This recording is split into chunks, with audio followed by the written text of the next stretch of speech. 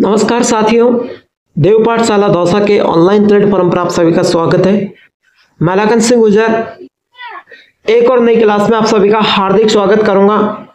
यहां पर साथियों आज मैं बताना चाहूंगा माता पिता की संपत्ति में बंटवारा करते समय बेटे के अधिकार पर दो नए कानून। यानी आप अपने माता पिता की जो संपत्ति है उसका बंटवारा करना चाहते हैं, उस संपत्ति को अपने अधिकार में लेना चाहते हैं, तो दो बड़े नए कानून बना दिए हैं और उन नए बड़े कानूनों की स्थिति के साथ आप माता पिता की संपत्ति ले सकते हैं। अन्यथा उन कानूनों की आप पालना नहीं करेंगे तो माता पिता की संपत्ति को लेने का आपका कोई अधिकार नहीं है। आखिरकार हम जानेंगे वो दो नए कानून है क्या।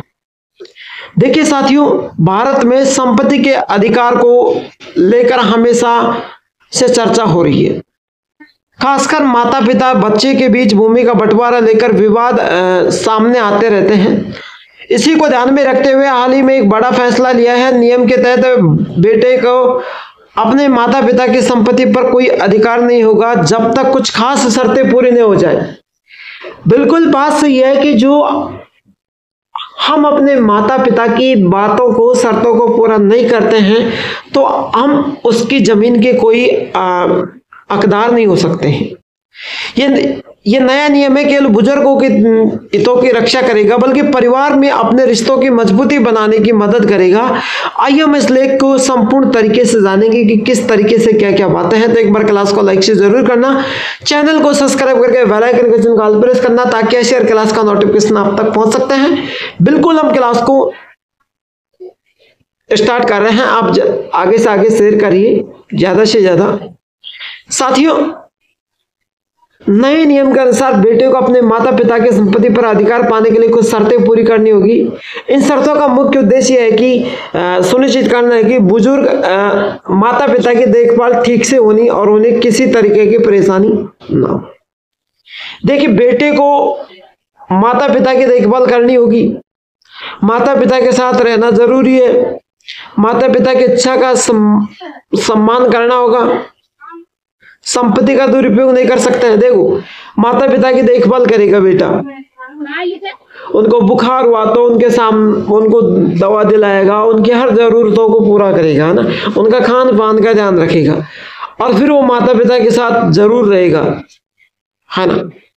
माता पिता की इच्छा का सम्मान करना होगा। माता पिता की इच्छा है कि कल मैं कहीं बाहर घूमने जाऊं, मान लीजिए मैं किसी भगवान की पूजा करने बाहर जाऊं घूमने, तो इसकी इच्छा पूरी करेंगे। संपत्ति का दुरुपयोग नहीं कर सकते। जो माँ बाप ने आपको संपत्ति दी है उसका दुरुपयोग नहीं कर सकते। माता पिता की आर्थिक मदद करनी होगी, माता पिता की स्थिति की मदद करनी होगी, बुढ़ापे में सहारा देना होगा। जैसे आपके माता पिता वर्तमान में आप 22 से 23 साल से ऊपर है और आपके माता पिता की आर्थिक स्थिति गड़बड़ा रही है तो उसकी स्थिति को आप जरूरतमंदों को पूरा करो, बुढ़ापे में उसका सहारा देने का प्रयास करें। माता पिता की सहमति के बिना संपत्ति नहीं बेच सकते। यदि आपके ऊपर कर्ज हो रहा है और आप कहें कि इस वाले प्लॉट को बेच दूं या जमीन को बेच दूं तो मेरा कर्ज चुक जाए, लेकिन वो माता पिता की सहमति के बगैर आप नहीं बेच सकते। कानूनी दस्तावेजों का पालन करना ही आपको जरूरी होगा। यदि आप कानूनी दस्तावेजों का पालन नहीं करते हैं तो आप माता पिता की संपत्ति का उपयोग भी नहीं कर सकते। माता पिता की देखभाल की जिम्मेदारी, जैसे कि मैं बात करूं, माता पिता की देखभाल करनी जरूरी है। खाने पीने, रहने, स्वास्थ्य संबंधी जरूरतों को पूरा रखने पड़ेंगे।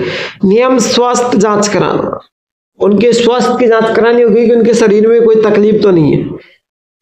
पौष्टिक भोजन उपलब्ध कराना, साफ सुथरा रहने का इंतजाम करना, यानी उनको एक तो उनके स्वास्थ्य की जैसे कोई बीमारी हो तो स्वास्थ्य की हमेशा जांच करानी चाहिए।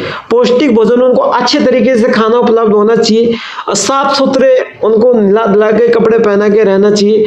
अब ये नहीं कि हमारी माँ बाप बूढ़े हो गए वो काम करें, नहीं, उनकी जरूरतों को पूरा करना होगा। जरूरत पड़ने पर चिकित्सा सहायता देना होगा, भावनात्मक सहयोग प्रदान करना होगा। आप चाहे कोई भी फैक्ट्री या कोई ऑफिस में काम कर रहे हैं, आपके माता पिता ने किसी के सहारे से फोन करा कि बेटा मेरे को ये तकलीफ है जल्दी आ, तो आपको वहां से आना ही पड़ेगा, चाहे आपकी नौकरी छूटे।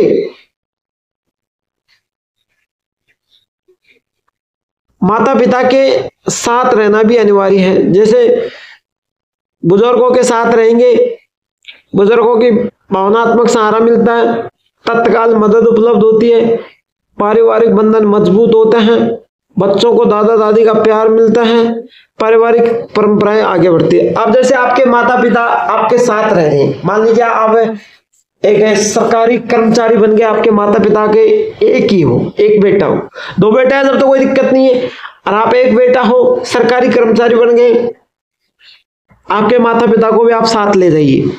वहां पर क्या होगा, उनको कोई तकलीफ हुई तो वो आपकी वाइफ से बोल सकते हैं कि बेटा मुझे ये तकलीफ है, या तो वो खुद ले जाएगी या फिर वो आपको बुलाएगी। यदि आप अपने गांव में हैं तो आप क्या करोगे, अपने माता पिता की जरूरतों को पूरा करोगे, तत्काल मदद उपलब्ध कराओगे, पारिवारिक मजबूत होंगे, बच्चों को दादा दादी का प्यार मिलेगा और पारंपरिक परिवार के परंपराएं से आगे बढ़ेंगे। अब बात आती है साथियों माता पिता की इच्छाओं का सामना करना। इच्छाओं का सामना, माता पिता की इच्छाओं के सम्मान के उदाहरण, सम्मान का उदाहरण यानी माता पिता की पसंद के अनुसार खाना बनाना, माता पिता के रीति रिवाज का पालन करना, माता पिता के दोस्त रिश्तेदारों से मिलने जुलने देना, उनकी शौक और रुचियों को प्रोत्साहित करना, उनके व्यक्तिगत निर्णयों में देखभाल करना। जैसे आपके पिताजी ने कहा या आपकी माताजी ने कहा, पिताजी ने कहा कि यार वो आदमी मेरा जानकार था, उससे अच्छा व्यवहार था, वो मेरा दोस्त है यार, वहाँ उसके प्रोग्राम में चलना है। आपने कहा क्या पिताजी आप किसी के प्रोग्राम में जाते रहते, तो ऐसे मत करना, क्योंकि उनकी भावनाओं को ठेस मत देना। उन्होंने कहा तो ऐसे करना चाहिए कि हाँ चलते हैं पिताजी। दूसरी बात मैं बात करूं, संपत्ति के दुरुपयोग पर रोक। संपत्ति के दस्तावेज सुरक्षित रखवाली, संपत्ति में होने वाली आय का हिसाब रखना, किसी भी लेन देन के लिए माता पिता की अनुमति लेना, संपत्ति रख रखाव नियमित खर्च करना, किराए पर देने या बेचने से पहले परिवार से सलाह लेना, है ना।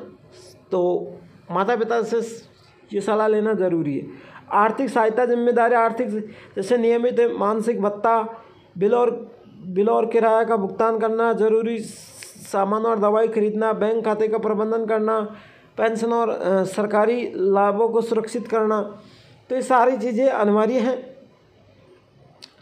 अब आती है बुढ़ापे में सहारा देना का अनिवार्य, नियमित डॉक्टर की जांच करवाना, घर में ज़रूरी बदलाव कराना, जैसे रैंप लगवाना, सामाजिक गतिविधियों में शामिल करना, यथादस्त बढ़ाने वाली गतिविधियां करना, परिवार के साथ समय बिताना। जैसे बूढ़े माँ बाप हो गए तो उनके साथ कोई रहने की इच्छा नहीं करता,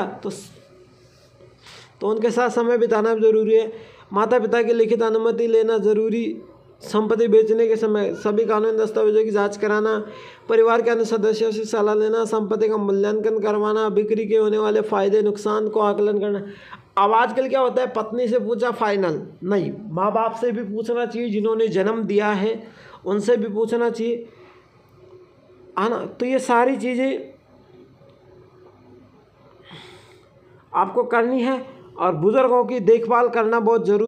तो साथियों आज की क्लास में इतना ही काफ़ी, फिर मिलते हैं कल एक नेक्स्ट क्लास के साथ। तब तक के लिए जय हिंद जय भारत। क्लास अच्छी लगी तो लाइक शेयर जरूर करना, चैनल को सब्सक्राइब करके बेल आइकन के चिन्ह को ऑल पर प्रेस करना।